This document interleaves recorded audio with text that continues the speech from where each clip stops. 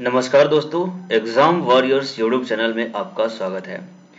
आधुनिक भारत के इतिहास में ब्रिटिश सत्ता का विस्तार चैप्टर हम लेकर के चल रहे थे, जिसमें हम अभी तक कुल 8 पार्ट्स करा चुके हैं और ये आज आखिरी पार्ट है जो कि इसका 9वां भाग है। इस भाग में हम कुल आज 11 प्रश्नों को लेकर के आए हुए हैं। अभी तक जो भी आठ जो भाग हुए हैं उन सभी भागों में हर एक पार्ट में 20-20 प्रश्नों को मैंने कराया हुआ है और वो सब जीके क्विज के टाइप में है और आपने देखा है तो बिल्कुल आपको पता होगा। तो इस तरीके से आपने अभी तक कुल 170 प्रश्नों को कर लिया है और एक टॉपिक से इतने सारे प्रश्न करना काफी होता है किसी भी एग्जाम्स के लिए। इन सारे प्रश्नों के लेवल्स काफी ही अच्छे हैं और आपके आने वाले जितने भी एग्जाम्स हैं, चाहे वो UPSC, RO, ARO, SSC, railway, banking या स्टेट पीएससी, सीडीएस, एनडीए, कोई भी हो, इन सभी एग्जाम्स में ये प्रश्न इस तरीके से पूछे जाते हैं। और कुछ प्रश्न ऐसे भी हैं जो छोटे एग्जाम्स, चाहे वो net, NTPC, RRB, group D हो, है ना, एमटीएस हो, सीएचएसएल हो, इन एग्जाम्स में भी ऐसे प्रश्नों की संख्या देखी गई है। इसलिए ये सारे जो क्विज क्वेश्चंस हैं वो सभी एग्जाम्स के लिए काफी ज्यादा इम्पोर्टेंट है और आपको इन प्रश्नों को जरूर करना चाहिए।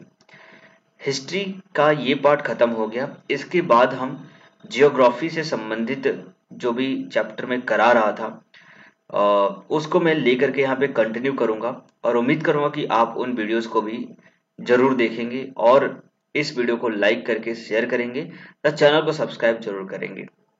ये सभी जो डिटेल्स है आप इन्हें पढ़ सकते हैं। इन्हें मैंने इन सभी चीजों को, जो भी टॉपिक्स है उनसे रिलेटेड कुछ बातें यहाँ बताई हैं। तो चलिए आज आपको दिखाते हैं कि कौन से नए प्रश्न हैं जो आपको बिल्कुल करने चाहिए। और एक चीज और बता दूं कि आप मुझे फेसबुक पेज पे लाइक कर सकते हैं, वहां पर आप मुझे ज्वाइन कर सकते हैं। इसके अलावा ट्विटर पे मुझे ज्वाइन कर सकते हैं और इस वीडियो की पीडीएफ और लिंक के लिए आप मेरे टेलीग्राम पर भी ज्वाइन करते हैं। चलिए देखते हैं आज के अपने पहले प्रश्न को। पहला प्रश्न है, सूची 1 को सूची 2 से सम्मिलित कीजिए, जिसमें दिया गया है समाचार पर प्रतिबंध समाप्त करना। ठीक है, ये लाइन थोड़ी सीधी होनी चाहिए। समाचार पर प्रतिबंध समाप्त करना पहला है। दूसरा है प्रथम आंग्ल अफगान युद्ध। तीसरा है प्रथम आंग्ल सिख युद्ध और चौथा है हिंदू विधवा पुनर्विवाह। इन ये सभी जो कार्यक्रम है, इन किन किन किसके कार्यकाल में हुआ था ये आपको आंसर करना है। तो यहाँ पे देखिए, जो समाचार पर प्रतिबंध समाप्त किया था वो था कौन? चार्ल्स मेडकॉफ, यानी ए का 4th नंबर हो जाएगा। प्रथम आंग्ल अफगान युद्ध किसके टाइम पे हुआ था? तो वो था लॉर्ड ऑकलैंड के टाइम पे। प्रथम आंग्ल सिख युद्ध जो हुआ था वो हुआ था लॉर्ड सी का बात करें तो तीसरे नंबर पे आ जाएगा कौन? Lord Harding.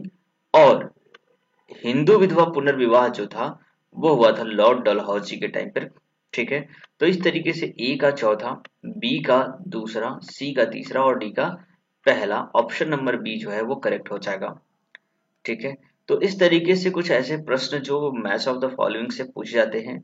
आपके एग्जाम में काफी प्रश्न ऐसे पूछे जाते हैं जो बड़े एग्जाम्स होते हैं। ठीक है, और कुछ आसान से एग्जाम में कुछ इस तरीके का भी प्रश्न पूछा जाता है, गोद प्रथा पर प्रतिबंध लगाने वाला गवर्नर जनरल कौन था? ठीक है, तो वो था लॉर्ड हॉर्डिंग। तो इस तरीके से आप इन सभी प्रश्नों को आप कर सकते हैं, समझ सकते हैं और आपके जितने भी एग्जाम्स होने वाले हैं उन सभी एग्जाम्स में ये सभी प्रश्न इंपॉर्टेंट हो जाते हैं, साथ में आपका जीके बूस्टअप भी होता है। ठीक है, चलिए आगे देखते हैं। अगला प्रश्न है, डलहौजी ने जब्ती का सिद्धांत गोद प्रथा प्रतिबंध के शिकार होने वाले राज्यों को कालानुक्रम करिए। देखिए, जो गोद प्रथा था उसकी शुरुआत लॉर्ड डलहौजी के टाइम पे हुआ था और उसने ही किया था। इसके तहत उसने सबसे पहले सतारा को हासिल किया, फिर संबलपुर और जैतपुर को हासिल किया, इसके बाद बघाट, फिर उदयपुर और झांसी, इसके बाद नागपुर, है ना। तो ये पूरा कालानुक्रम है और ये बार बार इसी कालानुक्रम में पूछा जाता है, पेपर में कई बार पूछा गया है, इसलिए आप ये कालानुक्रम इनका याद रखें। ठीक है, तो ऑप्शन नंबर ए जो है यहाँ पे करेक्ट हो जाएगा। क्वेश्चन नंबर 4 है जिसमें पूछा गया सूची 1 को सूची 2 से सम्मिलित कीजिए और यहाँ पे आपको देखिए सूची में दिया सुगौली की संधि, प्रथम आंग्ल बर्मा युद्ध, द्वितीय आंग्ल बर्मा युद्ध और तृतीय आंग्ल बर्मा युद्ध कब कब हुआ था। देखिए, सुगौली की जो संधि है ये नेपाल से संबंधित है, ब्रिटिश और नेपाल के बीच में हुई थी, जो कि 1816 में हुई थी। प्रथम आंग्ल बर्मा युद्ध 1824 से 26 के बीच में हुई थी। द्वितीय आंग्ल बर्मा युद्ध 1852 में हुआ था और तृतीय आंग्ल बर्मा युद्ध 1885 से लेकर 86 के बीच में हुआ था।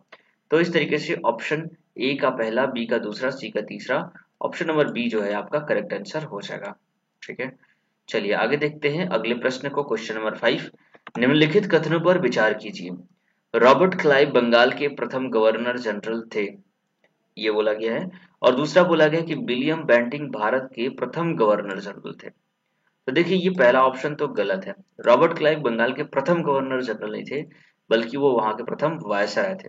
ठीक है, और दूसरा जो विलियम बेंटिंग के बारे में बताया गया है कि वो प्रथम गवर्नर जनरल थे भारत के, तो ये ऑप्शन सही है। क्वेश्चन नंबर आंसर बी जो है आपका करेक्ट आंसर हो जाएगा। चलिए आगे देखते हैं अगले प्रश्न को। पंजाब के राजा रणजीत सिंह की राजधानी कहाँ थी, है ना। तो रणजीत सिंह जो पंजाब में राजा थे, उन्होंने अपनी राजधानी लाहौर में बनाई थी, जो कि अब पाकिस्तान में है। क्वेश्चन नंबर 7 है, निम्नलिखित में से कौन सा एक दिल्ली में नादिर शाह के सैन्य अभियानों की सफलता के लिए संभव कारण नहीं था, है ना।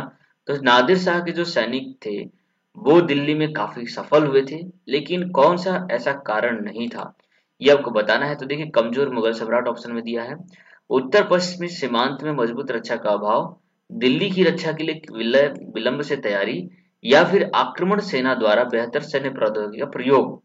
तो ऑप्शन नंबर डी जो है वो आपका करेक्ट आंसर यहाँ पे हो जाएगा।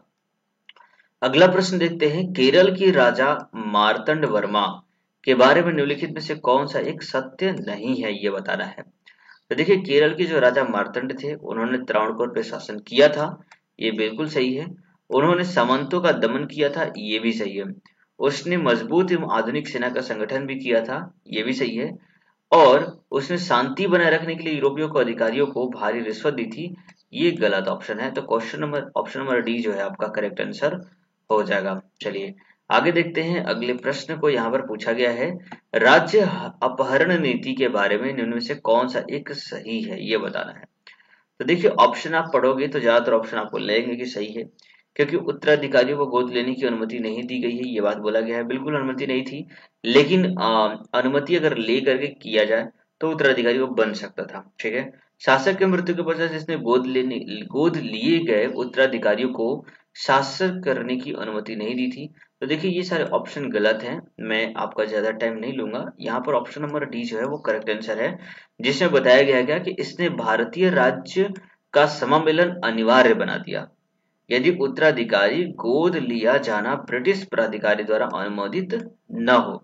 यानी गोद लिया जा सकता था अगर ब्रिटिश अधिकारी उसे अनुमोदित करता हो। ठीक है, तो इस तरीके से ऑप्शन नंबर डी जो है करेक्ट आंसर हो जाएगा। और ये क्वेश्चन नंबर 10 है, जिसमें पूछा गया है, प्रथम आंग्ल मैसूर युद्ध 1769 से में हुआ था, में कौन विजयी हुआ था, है ना। तो प्रथम आंग्ल मैसूर युद्ध जो हुआ था उसमें हैदर अली विजय घोषित किया गया था, मतलब विजय हुआ था। बाद में द्वितीय आंग्ल मैसूर युद्ध में वो हार गया था और उसके बाद टीपू सुल्तान ने इस युद्ध को आगे बढ़ाया था। आज का आखिरी प्रश्न है 11 नंबर क्वेश्चन, जिसमें पूछा गया है, प्लासी के युद्ध के समय बंगाल का नवाब कौन था, है ना। तो देखिए, प्लासी के युद्ध के समय जो कि एक निर्णायक युद्ध था और अंग्रेजों का इसी युद्ध के बाद भारत में हस्तक्षेप बढ़ा था और बंगाल के ऊपर उनका शासन हो गया था। ठीक है, तो ये युद्ध के टाइम पे जो बंगाल का गवर्नर था वो सिराजुद्दौला था, यहाँ का नवाब था, और मीर जाफर इसका सेनापति था, लेकिन इसने धोखा देने की वजह से सिराजुद्दौला इस युद्ध में हार गया था। तो इस तरीके से मैंने यहाँ पर कुल 11 प्रश्न इस वीडियो में मैंने आपको कराए हैं, और उम्मीद करता हूँ कि आप इन सभी वीडियोस को पसंद करेंगे और जरूर आप अपने दोस्तों के साथ शेयर करेंगे तथा इन वीडियोस को लाइक करके चैनल को जरूर सब्सक्राइब करेंगे, ताकि आगे आने वाली जो वीडियोस हैं आप उन्हें देख सकें। इसके अलावा इसके पहले जो मैंने इतिहास से 8 पार्ट करा चुके हैं, उन पार्टों को अगर आपने नहीं देखा है तो अभी आप प्लेलिस्ट में जाकर के उन सभी पार्ट्स को देख सकते हैं। और इस इतिहास के अलावा बाकी ज्योग्राफी यानी कि भूगोल, राजनीतिक विज्ञान और भौतिक विज्ञान, रसायन विज्ञान, जीव विज्ञान से संबंधित प्रश्नों को भी मैंने कराया हुआ है। आप उन सभी वीडियोस को मेरे प्लेलिस्ट में जाकर के देख सकते हैं। आपका दिन शुभ रहे। जय हिंद, जय भारत।